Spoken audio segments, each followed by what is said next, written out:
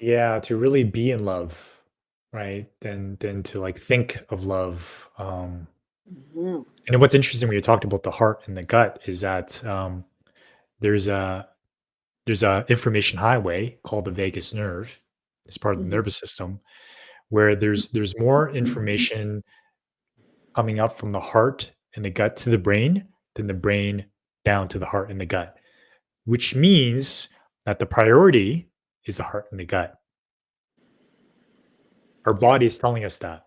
When there's more information coming from the gut and heart up here than the other way around, right? That really means this is more important for us to pay attention to. And Brooke asks, how do we connect to someone that self regulates? How do we connect to someone that self regulates? And I think Brooke was talking within the context of um, perhaps that co regulation, right? Dysregulation piece. When I'm dysregulated with summer, like meaning I'm in fight or dysregulation, let's clarify that. Dysregulation is basically um, I'm not in homeostasis. Like I'm not in like calm and relaxation. It's my nervous system in a state of fight, flight, freeze, or fawn. Fawn is people pleasing. And immediately when I'm in that state, and let's say Summer triggered it, she's just the stimulus. Then I'm in survival. So now I'm from her being a lover, a friend, an ally. She's now turned into an enemy, an adversary, just like that.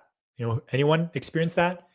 Just a quick moment, your friend or your lover, you're like great vibes, and all of a sudden switches, and you want to get away from this person. That's what happens. And how do I connect? I'm not in a state to connect because I'm in a state for my uh, to protect my life, to survive, either by fighting, leaving, freezing, shutting down, checking out. So this is for me to indicate or know, how does my body feel? What sensations are going on? Is my heart racing? Am I breathing shallow? Do I have sweaty palms? Do I have like judgmental thoughts? These are indications to let me know to regulate. Yeah, I'm curious because I wasn't quite clear on what Brooke asked. Like, how do you connect to someone who is self-regulated that's already self-regulated? Is that is that the question? Yeah, I'm not sure. So I like to like Maybe kind of Brooke bring can. it down to a highway. And Brooke, please do clarify your question. Yeah. So for me to connect, like if that person is self-regulated, it makes it easy for me to connect, right? Hmm. Because they provide this safety for me. They're present, they're loving, they're compassionate. Okay. Though I know I don't want to put that on someone else, right? Where if I'm dysregulated, it's an indication for me to get back into regulation through my breath, taking a time out, walking in nature, taking a bath, going dancing, right? There's a variety of strategies that we all have that gets us back into alignment with ourselves. Then when I'm in that space, I'm able to have compassion, right? I have more capacity to see that person for who they really are, like not their judgments, but them as a human being with feelings and needs. And I have feelings and needs, and then we can connect, right?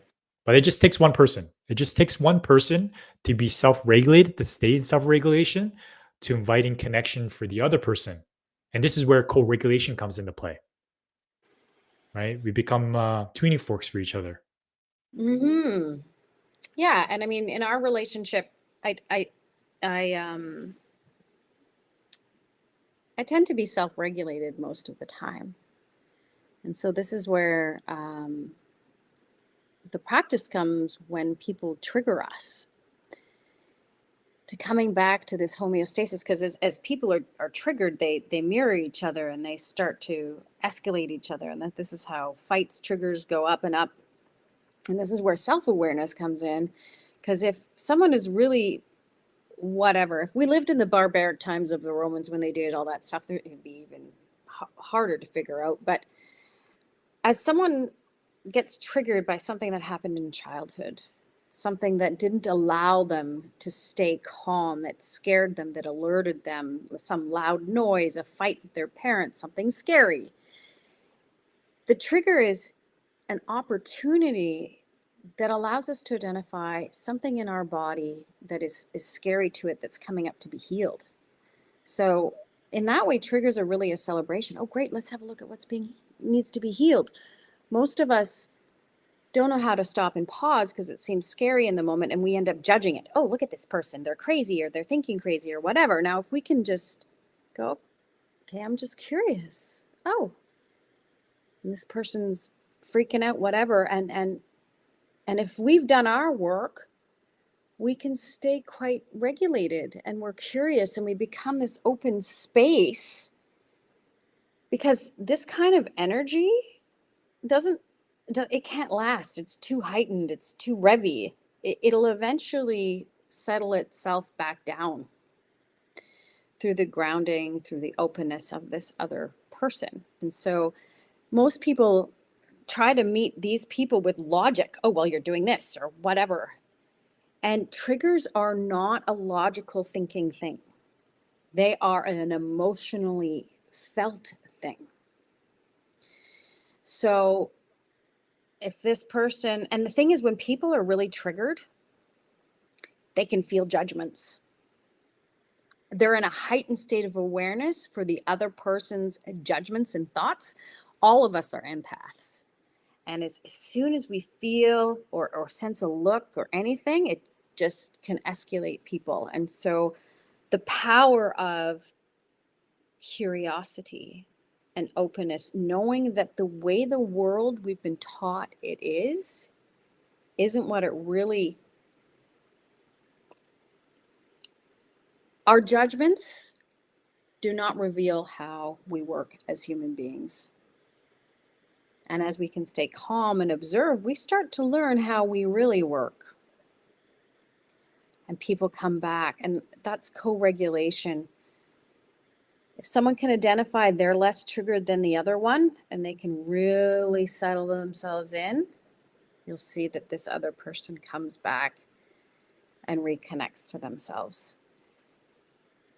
There does need to be some awareness around feelings and needs or journaling or inner child work or something often. And this is where parents, if they've been educated enough, children get to co-regulate and find these secure attachments by doing this kind of thing. Oh, my child's freaking out. We don't go, oh, you stupid girl, go in your room and close the door and shut it in beside yourself.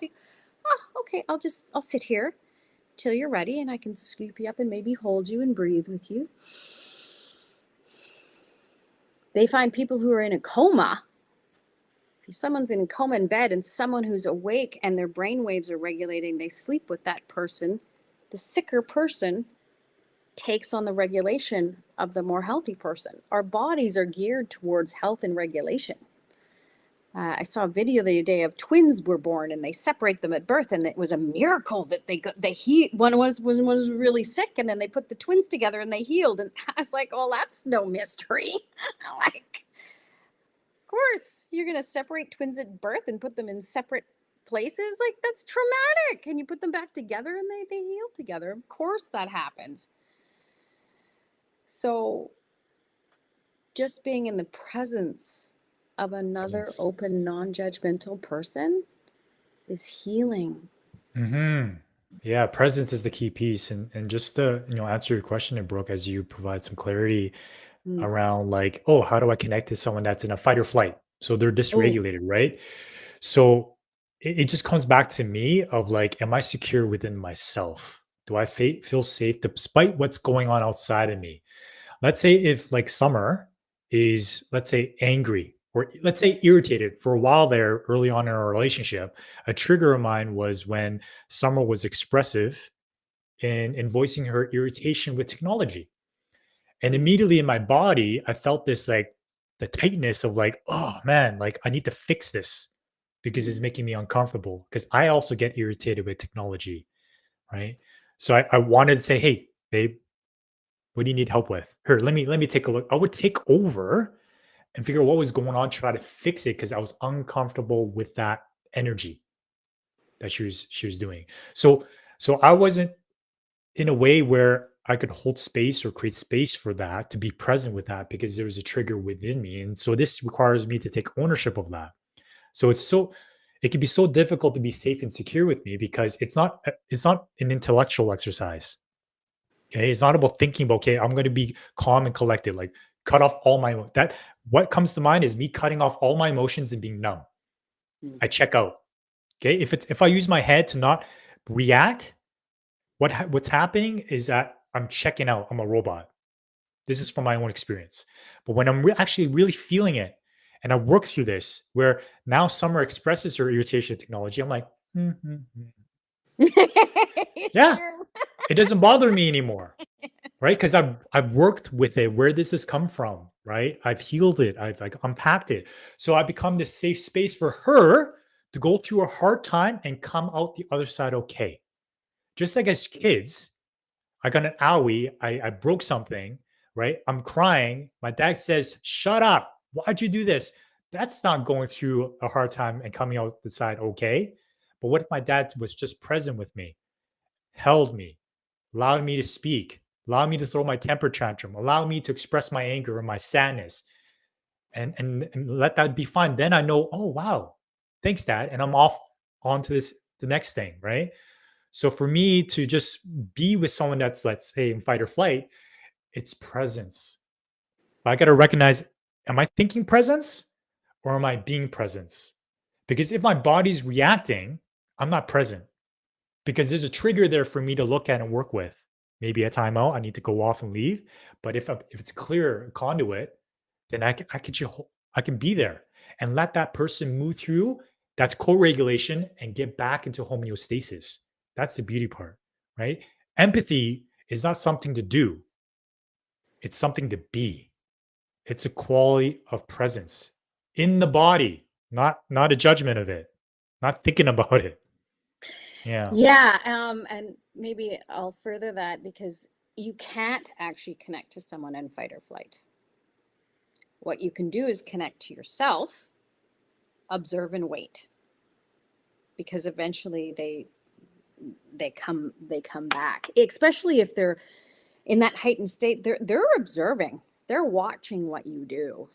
And if you're like, oh, let me help you, or there's any anxiety in your own body, it creates this repulsion for them to come back.